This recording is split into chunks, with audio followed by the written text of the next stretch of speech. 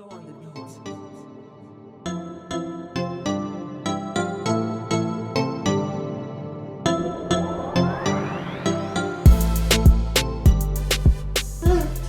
Bonjour à tous. Bonjour à tous. Bonjour l'église.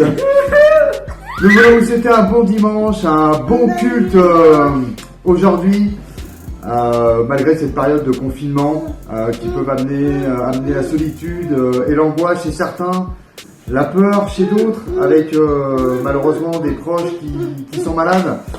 Nous voulons aujourd'hui proclamer la victoire en Jésus-Christ, car nous avons un Dieu puissant, nous avons un Dieu victorieux, nous avons un Dieu qui forme sur nous des projets d'avenir, de joie et d'espérance. Donc soyez tous bénis et à très bientôt. Oui, peuple de Dieu, on vous encourage à plus rechercher la présence de Dieu, à vous laisser diriger dans son amour et puis vraiment on vous envoie plein de courage, plein d'amour et on vous souhaite plein de bénédictions pendant ces périodes de confinement. On veut bénir aussi les gens qui sont seuls chez eux, on a une pensée pour tout le monde. On veut bénir aussi nos leaders qui mettent en place beaucoup de choses pour qu'on ait des cultes de qualité. Donc voilà, soyez tous encouragés, fortifiés et puis bénis. À très bientôt. Au revoir. Bonjour à tous. J'aimerais vous saluer ce matin. J'aimerais vous donner toute mon affection, toutes mes bénédictions, tout l'amour que j'ai pour vous. Je vous salue au nom du Seigneur Jésus. J'espère que chez vous actuellement tout se passe bien et que vous êtes en bonne santé, que ce message vous trouve dans des bonnes conditions, dans des bonnes dispositions de cœur, de corps et d'esprit. Et j'aimerais vous encourager ce matin à vivre ce temps de culte tous ensemble, à pouvoir chez vous louer le Seigneur par la louange qui va nous être proposée, écouter la parole qui va nous être donnée et vraiment qu'on puisse être participants comme si c'était un vrai dimanche, sauf qu'on est chez soi, avec sa famille. En tout cas, j'aimerais que nous soyons tous connectés, tous réunis ensemble par le même esprit. Et pour ça, je vous invite à lire aussi ce message, cette parole dans la Bible qui dit, dans le livre de Jean, chapitre 14, verset 23, qui dit « Jésus lui répondit, « Si quelqu'un m'aime, il gardera mes paroles et mon Père l'aimera. Nous viendrons vers lui et nous ferons notre demeure chez lui. » Voilà, c'est ce que je voulais vous laisser sur le cœur, que le Seigneur dit que celui qui l'aime, avec son Père, ils viendront et ils feront leur demeure chez cette personne, alors que ce soit la personne, que ce soit physiquement, que ce soit spirituellement, que ce soit dans la maison. Hein. Vraiment, j'aimerais nous inviter, nous exhorter à avoir cette parole-là à cœur et que si on fait la demande au Seigneur, vraiment, il viendra chez nous, dans notre cœur, premièrement, dans notre famille, dans notre maison, vivre ce temps-là de confinement avec nous. Et en tout cas, je vous bénis et je souhaite que ce soit encore un temps de restauration, que ce soit encore un temps où on est touché par le Seigneur, on se laisse toucher par lui, on l'accueille, on se laisse accueillir par lui. C'est un temps vraiment de fusion en lui. Je vous exhorte à la communion fraternelle, je vous exhorte encore à l'amour, je vous exhorte vraiment à plus de relations avec le Seigneur. C'est vraiment ça. C'est pas par les choses qu'on va faire, c'est pas parce qu'on va se lever, qu'on va faire des choses par habitude, mais vraiment de redécouvrir cette relation première et intime, au-delà du faire, mais vraiment d'être. Soyons avec le Seigneur pendant ce temps-là, laissons-nous porter, laissons-nous toucher encore et que le Seigneur vous bénisse là où vous êtes. Je vous bénis et j'ai hâte de vous voir bientôt. Ciao, ciao. Bonjour, bonjour à vous. Bonjour, bonsoir, ça dépend à quelle heure vous allez regarder cette vidéo. C'est juste pour partager avec vous un temps d'adoration. Voilà, tout simplement. Espérant que ça puisse vous bénir. Voilà.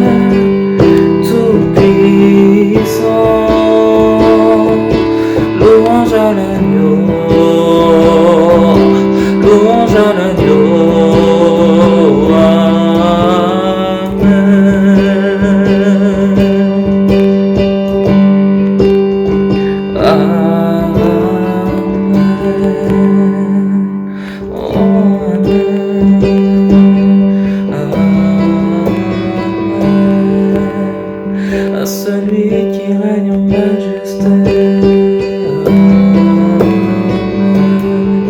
celui qui est mort à la croix pour moi.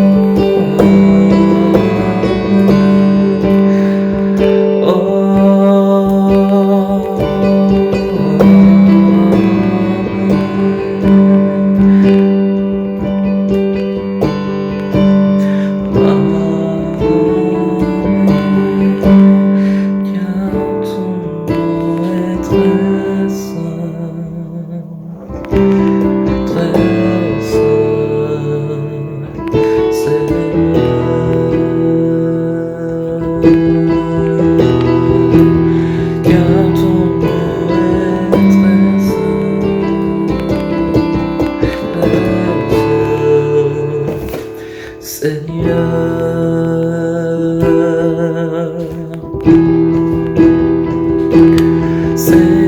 je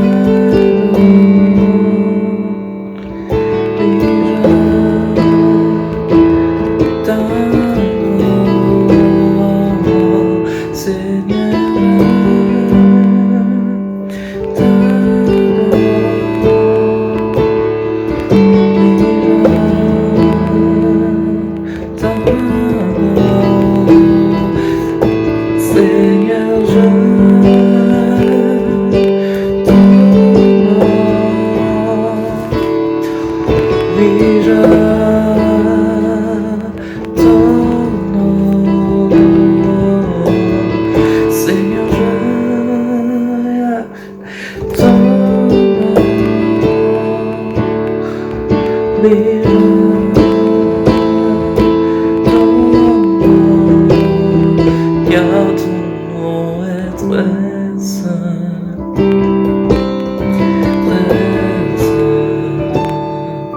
Seigneur.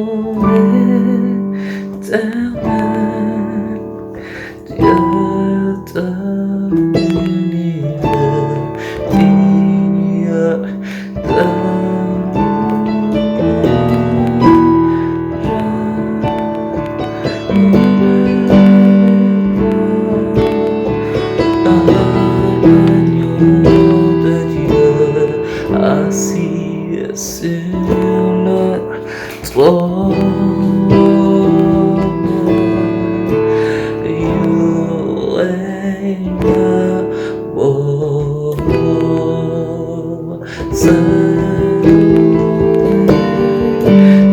Éternel, Dieu de l'univers, digne de louange, honneur et gloire à l'agneau de Dieu, assis sur le trône. Tu règnes jamais, assis sur le trône, mon Jésus. Oh. tu règnes jamais.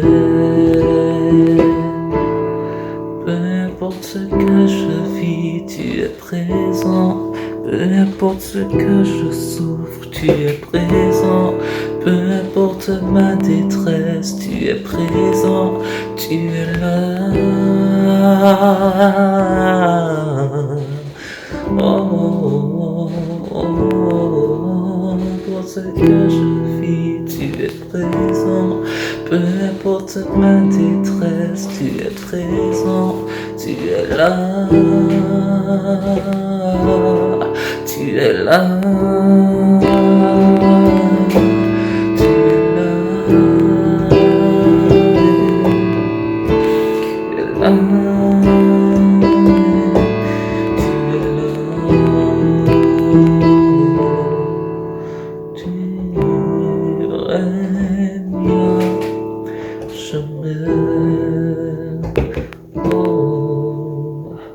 Tu es là. Bonjour frères et sœurs, eh bien je me voilà à nouveau avec vous aujourd'hui et je suis heureux de vous parler à nouveau sur la méditation que j'ai dans mon cœur, et en particulier le titre de mon message, c'est que la résurrection, c'est Jésus ressuscité. Et il y a quelque chose d'extrêmement puissant dans la résurrection de Jésus, parce que l'apôtre Paul nous dit qu'en fait, sans résurrection, tout le christianisme s'effondre. Mais avec la résurrection, Christ est vraiment ressuscité et ça fait toute la différence. Alors je prendrai l'exemple de David d'une manière toute simple. David devant Goliath. David a affronté Goliath. Et Goliath représente le destructeur, le dragon, le serpent, le rusé, le malin. Et David a confronté Goliath et il l'a vaincu avec la parole de Dieu. Il a dit que avec la parole, il triompherait et c'est ce qui s'est passé. De sa bouche, il a proclamé qu'il terrasserait le Goliath le jour même et qu'il lui couperait la tête. Et de la même manière, Jésus-Christ, par son œuvre à la croix, eh bien, il a fait reculer les ténèbres, il a fait reculer l'adversaire.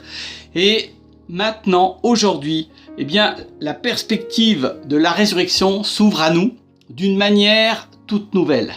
C'est comme une route qui se passe.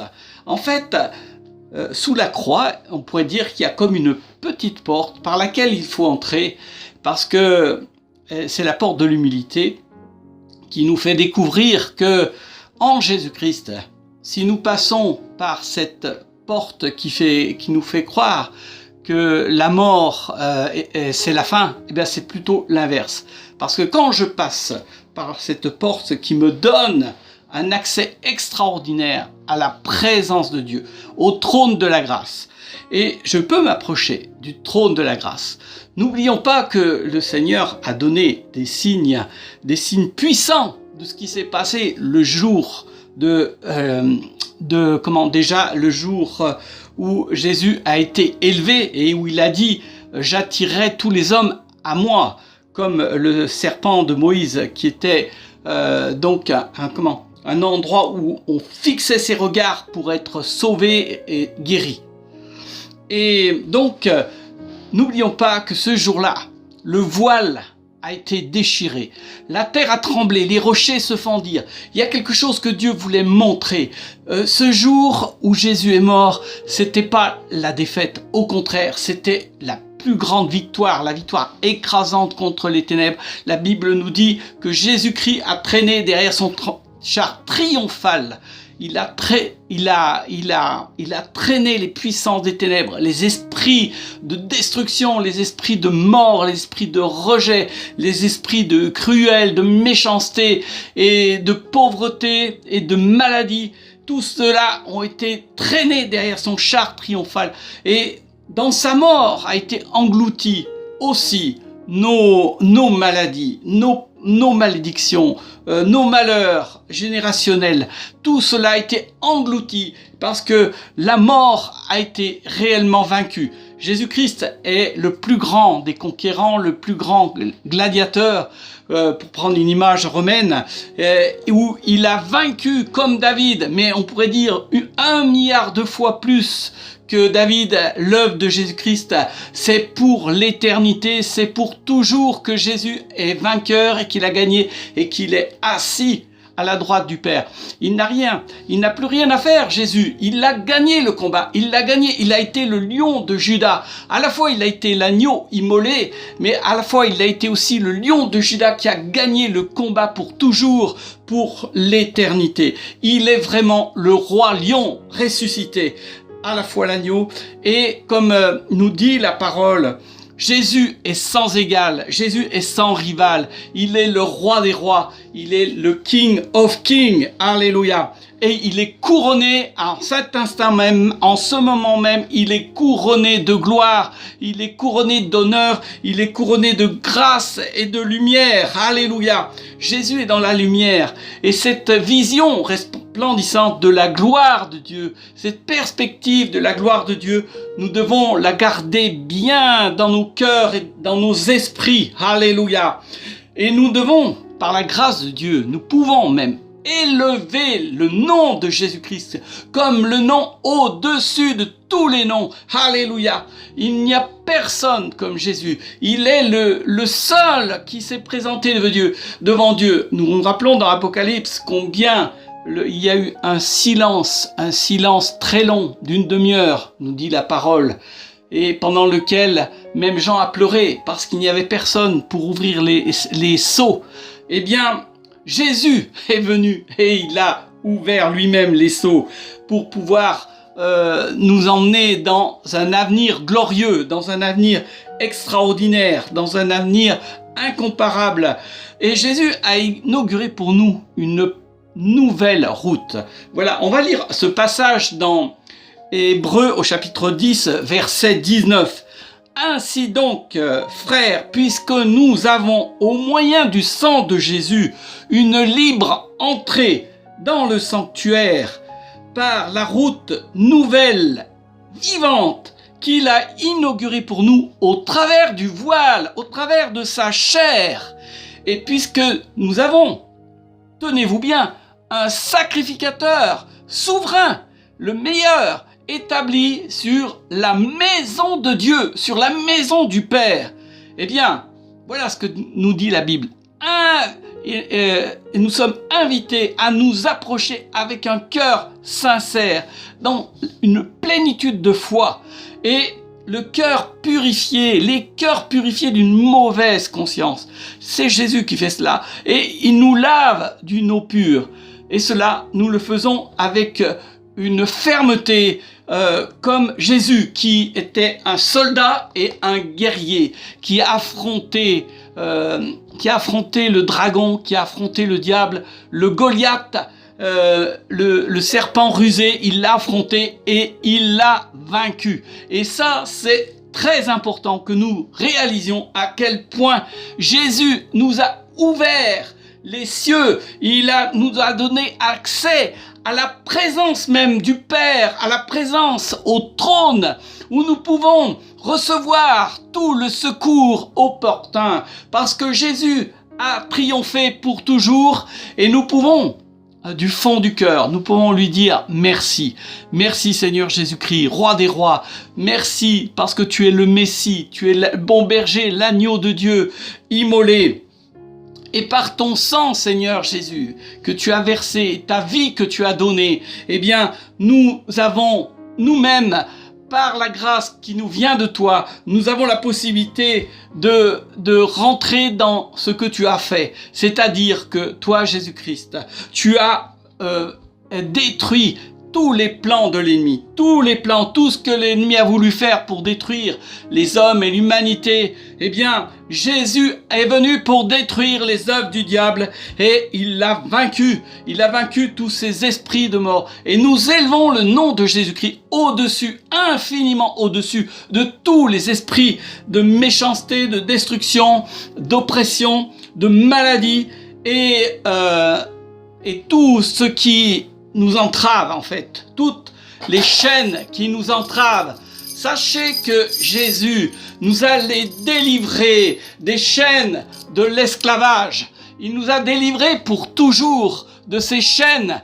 Et nous pouvons, comme Lazare, sortir du tombeau avec les liens qui ont été brisés. Et Jésus est venu pour détruire et briser les tombeaux. Alléluia.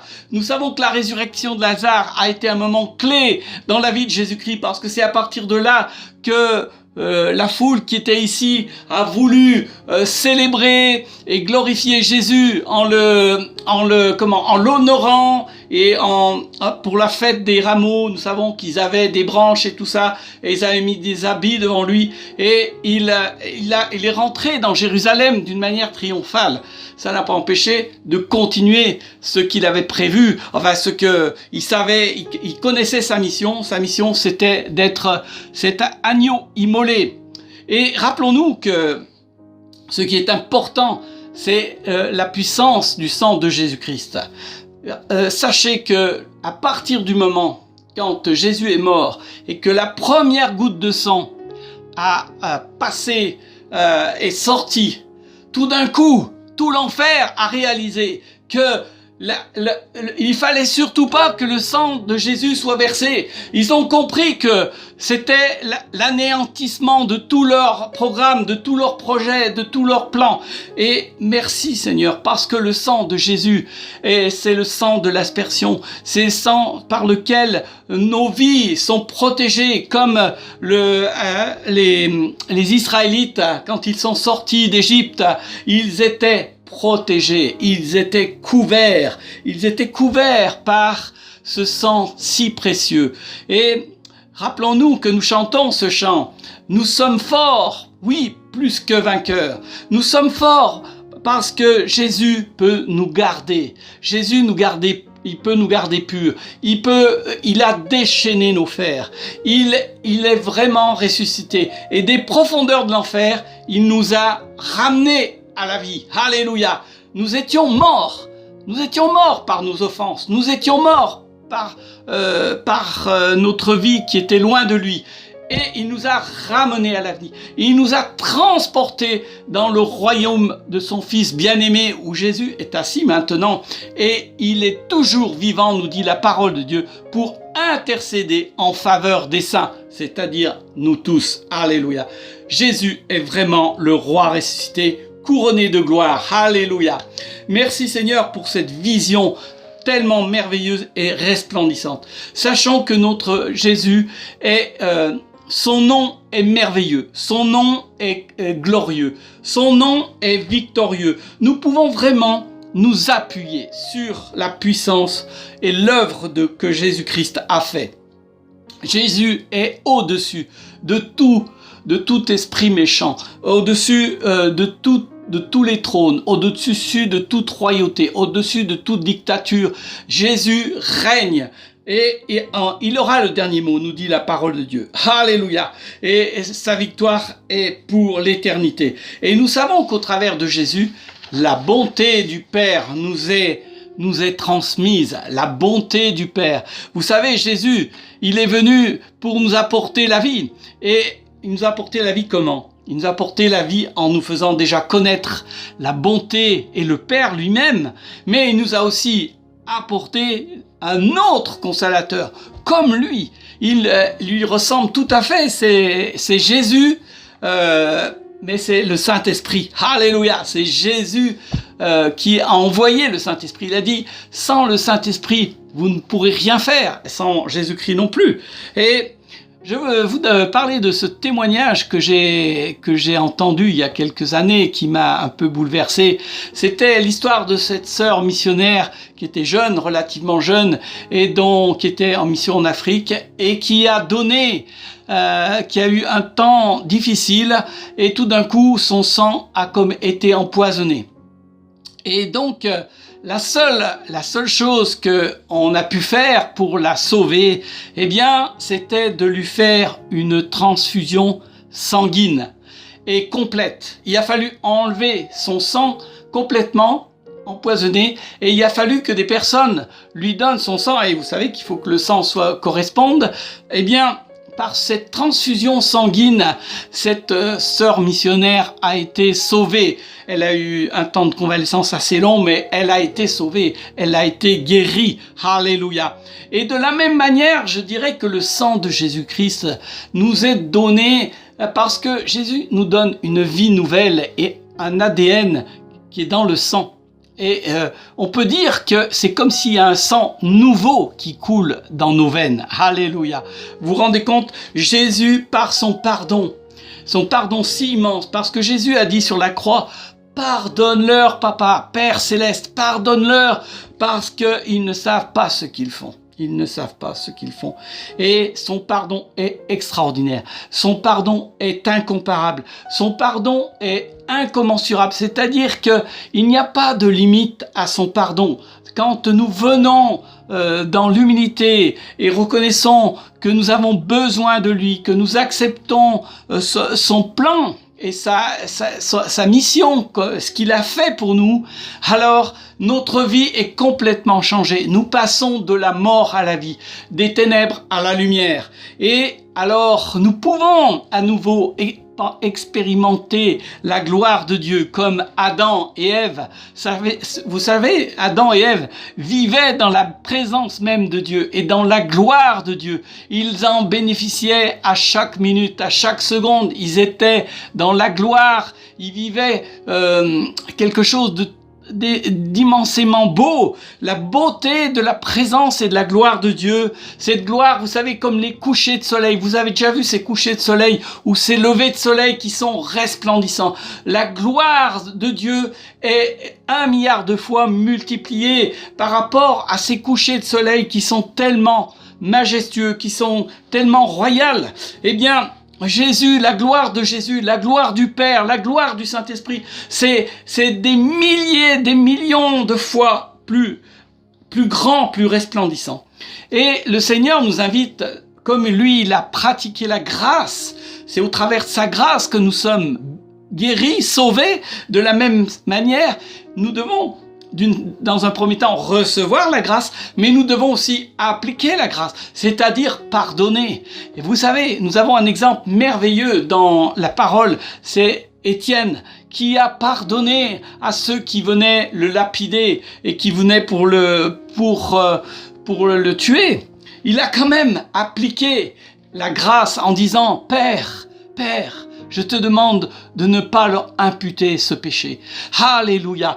Par la grâce, nous sommes témoins de la grâce et nous devons nous-mêmes appliquer cette grâce à ceux qui nous offensent, à ceux qui nous ont offensés et appliquer le pardon, appliquer l'amour parce que qu'est-ce que c'est qu'aimer? C'est pardonner, c'est aimer et c'est faire grâce, c'est étendre le pardon de Jésus sur ceux qui nous font du mal, sur ceux qui nous blessent, sur ceux qui nous offensent. Vous savez, un des pièges de l'ennemi, c'est l'offense. Et il nous garde prisonniers dans l'offense, parce que cela nous produit un poison qui nous empoisonne.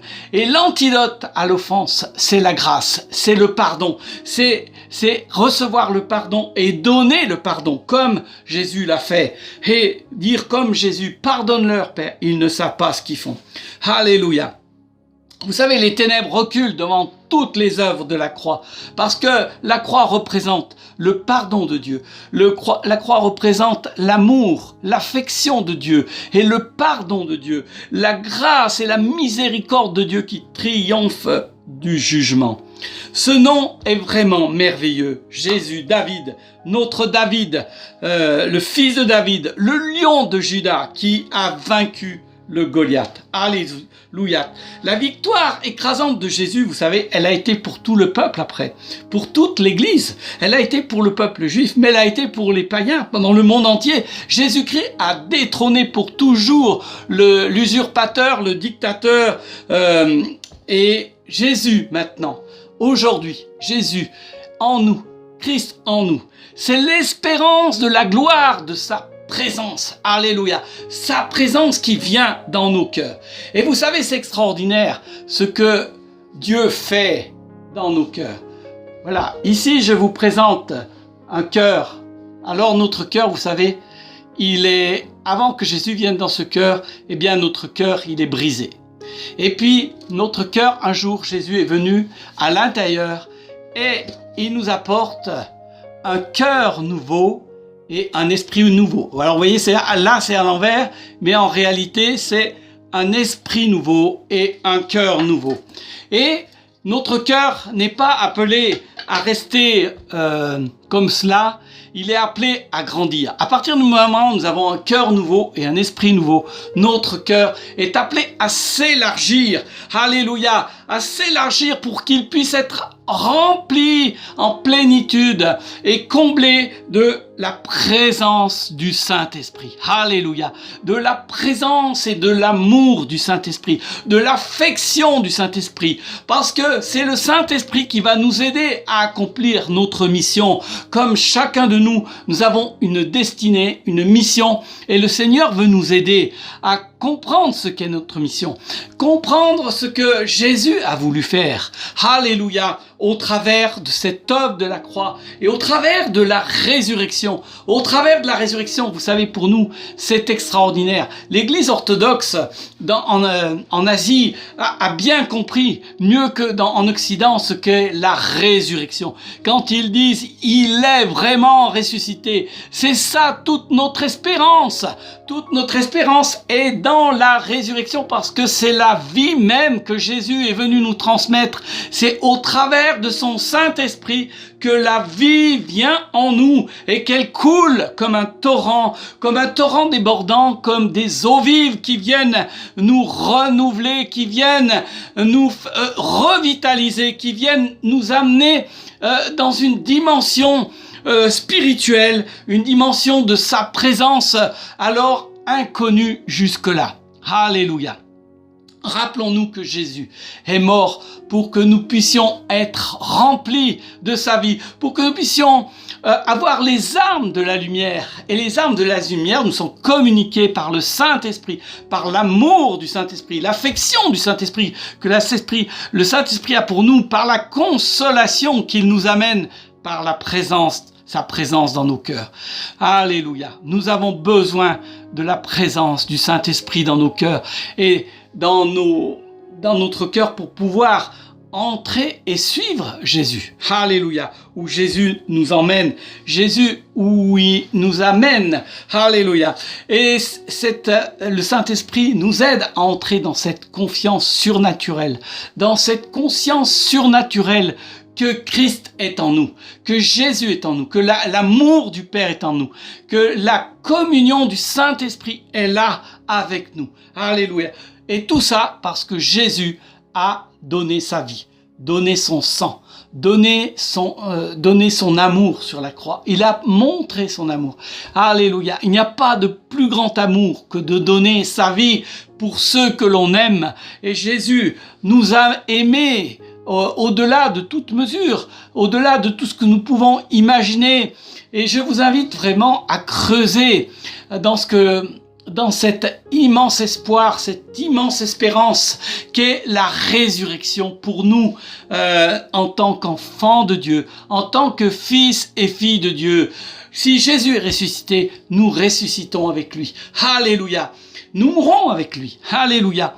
Là, Paul nous dit, quand nous mourrons avec lui, eh bien, si nous participons à cette mort, pas comme le grain de blé qui meurt, mais pas qui meurt forcément physiquement, mais qui meurt à ses aspirations, qui meurt à son égoïsme, qui meurt à son égocentrisme. Là oui, et il rentre dans une vie où il va porter des fruits, et des fruits excellents, des fruits impérissables que seul le Saint-Esprit peut donner en nous, comme l'image de la vigne, comme l'image aussi de l'arbre de vie dont il nous est parlé dans la Bible, et de l'olivier franc sur lequel nous sommes greffés. Et si nous sommes greffés, nous recevons cette sève vivifiante, cet esprit, parce que les paroles de Jésus sont esprit et vie, qui nous communiquent la vie, qui nous communiquent l'espérance, qui nous communiquent la joie, qui nous communiquent l'amour et la paix. Et le Seigneur Jésus nous transmet transmet tout cela au travers du Saint-Esprit, parce que nous sommes connectés à lui au travers de l'œuvre de la croix. Alléluia. Tout cela passe au travers de l'œuvre de Jésus-Christ et seulement par l'œuvre de Jésus-Christ. Parce que la Bible nous dit que tout est accompli en Jésus-Christ. C'est Jésus sur la croix. C'était une des 7 paroles de Jésus sur la croix. Et il a dit, Père, tout est accompli. J'ai achevé l'œuvre complètement, parfaitement. J'ai achevé. On ne peut rien ajouter, rien retrancher. Ce que Jésus a fait, c'est tout ce qu'il nous faut pour que nous puissions entrer dans le sanctuaire, dans l'œuvre de Jésus, et de entrer dans le sanctuaire et de voir la gloire de Dieu, de voir la puissance de Dieu. Quand j'entre dans le sanctuaire, je contemple la présence et la gloire de Dieu, le trône de sa grâce, le trône de son amour, le trône de son pardon, le trône de sa grâce et de sa miséricorde qui triomphe de tout jugement, de toute critique, de toute accusation, de toute condamnation, de toute culpabilité. Alléluia. Et merci Seigneur parce que tu nous donnes la vie en abondance. Et je te rends gloire et grâce parce que tu as déchiré ce voile pour nous, pour que nous puissions aujourd'hui entrer dans ta lumière et dans ton espérance. Je te loue, Seigneur, Père éternel. Alléluia. Alléluia. Je peux chanter. Christ est ressuscité. Alléluia. Et mon tombeau n'est plus l'enfer. Mon tombeau n'est plus la mort. Mon tombeau, c'est la vie. De la vie, Jésus m'a sorti du tombeau. Il a brisé mon tombeau. Il a brisé nos tombeaux. Et il a brisé nos liens, brisé nos chaînes. Nous ne sommes plus esclaves de la peur. Nous ne sommes plus esclaves de la malédiction. Nous ne sommes plus esclaves de la pauvreté. Au contraire, Jésus nous a rendus riches des réalités spirituelles, des réalités de la rédemption. Et s'il nous a rachetés, c'est pour une vie nouvelle, pour que nous puissions vivre pour lui, que nous puissions entrer dans cette dimension où nous sommes heureux et nous sommes, même si nous sommes affligés, eh bien Jésus nous prend dans ses bras. Il nous entoure de ses bras d'amour. Il nous entoure et il nous enveloppe de sa vie en abondance. Il nous enveloppe de cette vie de plénitude, cette vie éternelle qui coule de sa grâce et du trône de sa grâce. Et nous pouvons nous approcher aujourd'hui même, en cet instant même. Nous pouvons bénéficier de tout ce que Jésus a fait pour nous. Il a tellement fait que la Bible est un grand livre et tout est écrit, mais il faut étudier, il faut chercher. Dieu a fait à l'infini. Il a fait des choses merveilleuses pour ses enfants, pour son peuple, pour l'humanité, pour l'Église. Il l'a fait pour le peuple juif, pour tout le monde. Alléluia. La Bible nous dit quiconque croit en lui, eh bien, peut entrer dans le sanctuaire et goûter la présence et la gloire de Dieu. Ah oui. Et David, oui, la présence et sa grâce m'accompagneront tous les jours de ma vie. Eh bien, frères et sœurs, je vous invite, on va prier quelques instants encore, et je vous invite vraiment à réfléchir, à étudier et à méditer sur ce que Jésus a fait par son œuvre à la croix. C'est vraiment un message tellement important que Jésus nous a laissé pour nous faire comprendre à quel point il a triomphé de la mort, des esprits de mort, des esprits de malédiction et j'en passe. Il a triomphé totalement, complètement. Son œuvre est complète. La défaite de l'ennemi est irrévocable et irréversible. Et pour l'éternité, il est vaincu. Alléluia. Nous pouvons rappeler à l'ennemi qu'il est vaincu pour toujours. Et chaque jour, nous pouvons le dire parce que c'est Jésus qui a désarmé l'ennemi. Et pas nous. C'est pas nous. C'est lui. C'est Jésus et Jésus-Christ seul et sa grâce seule, son pardon seul, parce que c'est de son pardon, parce que Jésus a choisi de pardonner, eh bien que nous sommes effectivement graciés, des enfants graciés, des enfants qui bénéficient aujourd'hui de la miséricorde de Dieu. Je prie pour que le Seigneur vous montre et vous éclaire, que sa révélation vienne dans vos cœurs, que vous élargissiez vos cœurs à cette œuvre tellement extraordinaire que Jésus a fait. Cette œuvre qui dépasse tout ce que nous pouvons en dire, tout ce que nous pouvons. La Bible nous dit que, en fait, le sang de Jésus parle mieux que tous les 20 discours. Alléluia. C'est pourquoi nous voulons vraiment nous attendre ce matin à la grâce de Dieu, à la miséricorde de Dieu et venir humblement au trône de sa grâce pour recevoir tous les cadeaux célestes que le Seigneur a pour nous. Je vous bénis dans le nom de Jésus-Christ et je prie pour que ces temps de confinement soient encore des temps de puissantes bénédictions, de puissantes révélations, de puissantes grâces, parce que c'est la révélation de Dieu qui nous éclaire et nous avons besoin d'être illuminés par la grande lumière resplendissante de Dieu, c'est-à-dire sa gloire. Amen. Victor on the beat.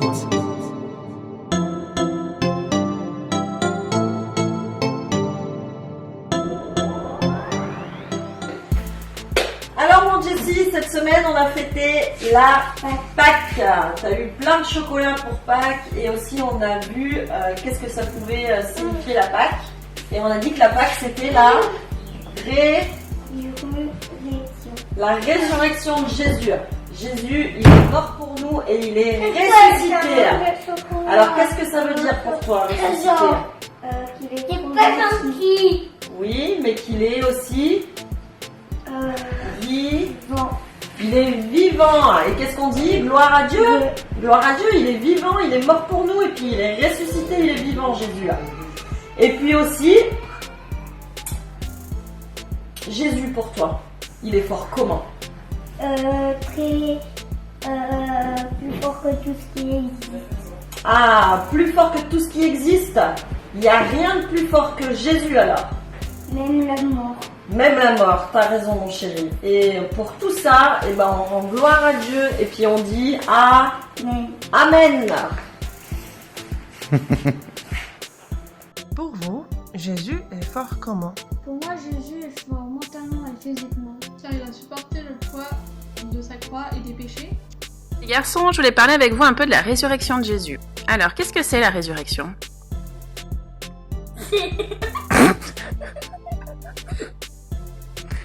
Alors, c'est quoi? La résurrection, c'est quand quelqu'un est mort et puis il revit. Ouais. C'est fou ça quand même, non? Ouais. C'est fou, pas possible. Ouais. Ça veut dire quoi? Ça veut dire que Jésus, il est trop fort, non? Mais comment personne ne peut le battre? Mais comment il a fait pour se ressusciter? Bah, ça c'est Dieu qui l'a ressuscité. Mais comment il a fait? Bah, il l'a fait. Mais comment il l'a fait? Il l'a fait. C'est parce qu'il est fort. Et il est fort comment pour vous, Dieu? Infiniment. Il est fort comme l'électricité. Ouais. Il est fort comme un lion. Ouais. Il est fort comme un taureau. Comme un bison. Comme un Mais il est plus fort que tout ça quand même, Jésus, non? Non, plus fort, Jésus, il est plus fort que tout. Que tout. Même pas toute la terre, plus le diable et les anges ne peuvent le battre. Personne. Personne. Même impossible. Il ne suit pas.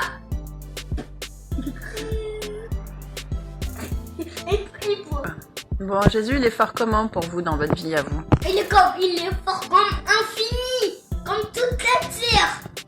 Mais plus, il est fort que tout. Oui, mais dans votre vie, ça veut dire quoi ça? Qu'est-ce que c'est quoi? Et ben quand il est fort, ça se manifeste comment dans votre vie à vous? Des fois, vous lui demandez d'être fort pour vous? Être fort. Comment? Comme être fort pour dans des choses. Bon, moi, dans la muscule. Moi, des fois, ça m'arrive le matin. Oui, tu fais quoi? Je demande à Dieu pour que la journée se passe bien et puis que je puisse finir mon travail assez vite. Ah oui? Et sans faute. Ouais, ça c'est la force de Jésus aussi. Ah ok. Et toi, Lucas, tu lui demandes aussi des choses des fois à Jésus, vu qu'il est fort? Moi aussi, je lui demande à chaque matin que je finisse les choses, que j'ai pas de faute. Quand je fais des écritures en attaché, aussi que j'embête pas trop mon frère qui travaille. Et c'est tout. Ouais. Alors, qu'est-ce qu'on peut lui dire à Jésus alors? Et aussi Qu'est-ce qu'on pourrait lui dire à Jésus? de nous aider chaque jour. Oui, mais qu'est-ce qu'on peut lui dire? On peut lui dire merci. Moi, des fois, merci Jésus pour sa résurrection.